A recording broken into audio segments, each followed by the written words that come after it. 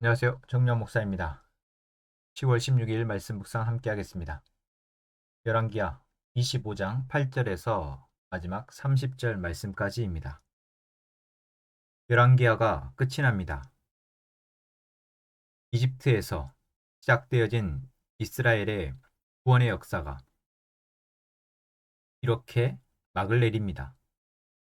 아니, 막을 내린 것처럼 보여지지만 그 이면에서 하나님이 또 다른 백성들을 구원하기 위한 일을 시작하신 것입니다.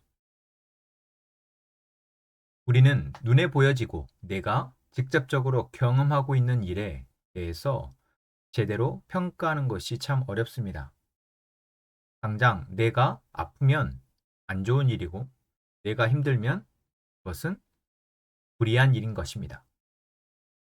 하지만 하나님께서 우리 가운데 일하시는 그 일하심을 우리가 알고 그것을 신뢰하고 나서 지금 우리에게 벌어진 일들을 볼 때 우리는 당장의 고통과 어려움, 그것이 어떠한 의미를 갖고 그 다음에 어떠한 것이 우리에게 찾아올지 기대하게 됩니다. 유다가 멸망하였습니다. 바빌론이라는 거대한 제국이 유다를 집어삼켰습니다. 오늘 본문의 말씀은 어떻게 유다가 집어삼켜졌는지, 철저하게 무너졌는지를 보여줍니다. 바빌론의 느부갓네살 왕이 자신의 신하를 보내서 예루살렘의 모든 성전과 왕궁과 큰 건물들을 불태워버립니다. 예루살렘의 사면 성벽을 헐어버립니다. 그리고 그 예루살렘 도성 안에 있던 사람들을 포로로 모두 잡아갔다 이야기합니다. 그리고 몇몇 그 땅의 가장 가난한 백성 가운데 일부를 남겨두었다라고 이야기합니다. 이러한 표현은, 이러한 상황은 바로 유다가 철저하게 망했음을 보여줍니다. 그리고 이 망함의 이유가 그들의 죄임을, 그리고 그들의 죄에 대해서 하나님이 이렇게 될 것임을 이미 예언한 대로, 선언한 대로 되어졌음을 우리는 말씀을 통해 알게 됩니다. 하나님은 분명 하나님의 백성임에도 불구하고, 하나님의 집 거룩한 성전임에도 불구하고 하나님이 벌을 내리실 때는 단호하게 그 모든 것들을 철저하게 부숴버립니다. 우리가 이러한 하나님의 정의에 대한 단호함을 볼 때, 죄에 대한 무서운 심판의 모습을 볼 때, 우리는 결코 우리의 세상의 모습에 대해서 자신해서는 안 될 것입니다. 자신하는 순간 이들과 같은 상황에 놓이게 됩니다. 하나님이 바벨론을 통해서 하나님의 백성들을 철저하게 무너뜨리셨습니다. 그 어떤 것도 희망이 없게 남아있는 정치, 군사, 여러 역할들을 할 수 있는 사람들까지 처형하고 맙니다. 종교적으로 대제사장과 부제사장, 정치적으로 관리들, 대신들, 그리고 군사적으로 역할을 할 수 있는 지도자들을 모두 체포하여서 처형하였다라고 오늘 말씀은 이야기합니다. 희망이 보이지 않습니다.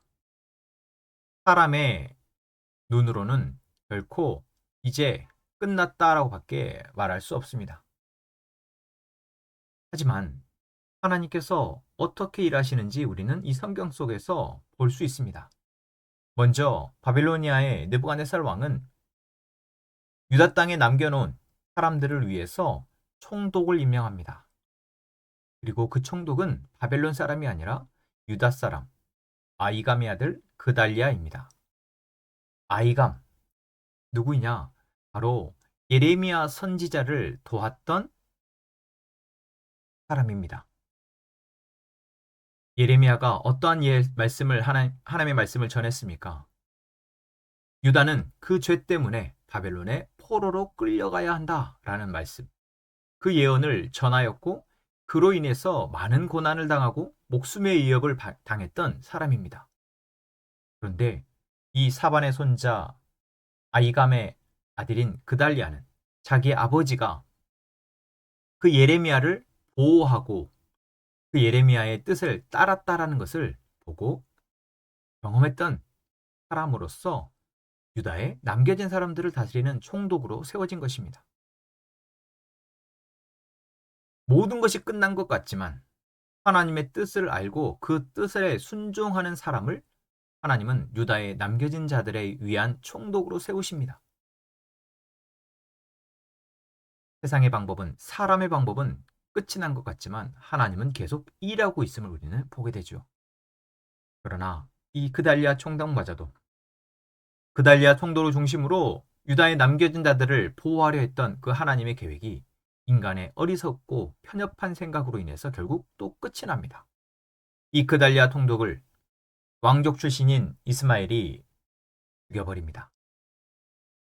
어떠한 대책도 없이 그저 바벨론에 부역한다 라는 그 명목으로 죽여버리고 자신은 바벨론이 두려워서 이집트로 도망가고 맙니다.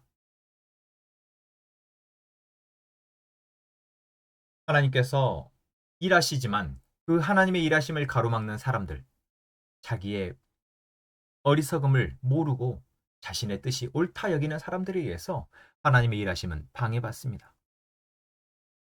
아무리 방해를 해도 하나님은 계속해서 일하시고 결국 하나님의 사람들을 구원하실 것이라는 것, 우리는 그것을 믿기를 원합니다. 오늘 본문 말씀 속에서 또 한 가지 바벨론의 포로로 끌려갔던 여호야긴 왕이 포로에서 해방되어지고 해방되어진 것뿐만 아니라 왕과 함께 밥을 먹으며 평생토록 높은 지위를 인정받으며 살아갔다라는 것입니다. 포로로 끌려간 왕이 가장 비참한 신세에 처할 수밖에 없는 왕이 시간이 흘러서 포로에서 해방되어지고 왕과 같이 대접을 받았다라는 것입니다. 여러분 이것이 우리에게 던지는 메시지, 또 하나님이 우리의 죄를 결코 용서하실 수 없어 고난이 있지만 그 고난 가운데에서 하나님이 만지시고 회복하게 하셔서 다시 구원의 길로 가게 한다라는 것입니다. 오늘 우리가 만나는 우리의 상황 속에서 우리는 하나님의 백성으로서 살아가기를 원합니까? 하나님의 뜻이 우리의 삶을 인도하기를 원합니까? 정말 그것을 위해서 기도하는 저희가 되기를 원합니다. 어제 말씀에서도 나누었던 것처럼 그것을 우리가 놓쳐버리면 우리의 결국은 뻔합니다. 인간의 생각, 인간의 판단, 우리가 중심이 되어지는 선택은 그 결과가 뻔합니다. 그렇기에 지금 우리에게 말씀하시는 그 하나님의 약속의 말씀을 붙들고 우리는 하나님 중심의 삶을 꿈꾸고 그것을 위해서 기도하며 나아가며 하나님이 이끌어 가시는 그 삶을 살아가는 저희가 되기를 원합니다. 비록 눈앞에 보여지는 것은 없다 할지라도 당장에 불이익과 어려움이 있다 할지라도 하나님이 우리에게 도전하시는 대로 하나님 우리에게 이끌어 가시는 대로 길을 나아갈 때 하나님이 약속하셨던 그 회복이 그 구원이 우리 가운데 이루어질 줄로 믿습니다. 우리와 우리의 가족과 우리의 교회와 온 나라와 온 민족이 하나님의 구원을 맛보는 그날까지 저희는 끝까지 포기하지 않고 기도하며 우리에게 맡겨진 삶을 살아가는 저희가 되기를 원합니다. 기도하겠습니다. 하나님, 오늘도 우리를 사랑하신 하나님의 사랑을 의지하여 기도합니다.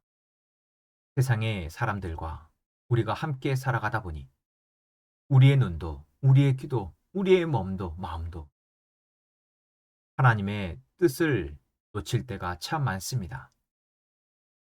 그런 우리를 불쌍히 여기셔서 하나님의 뜻을 알게 하시고 이제 그 은혜로 이제 우리를 하나님에게로 가게 하시는 하나님의 은혜에 감사합니다.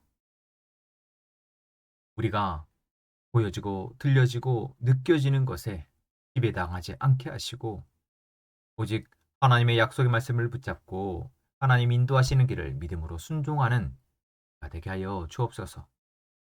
끝까지 순종하여 우리에게 허락하신 그 구원을 저희가 되게 하여 주옵소서. 예수님의 이름으로 기도합니다. 아멘.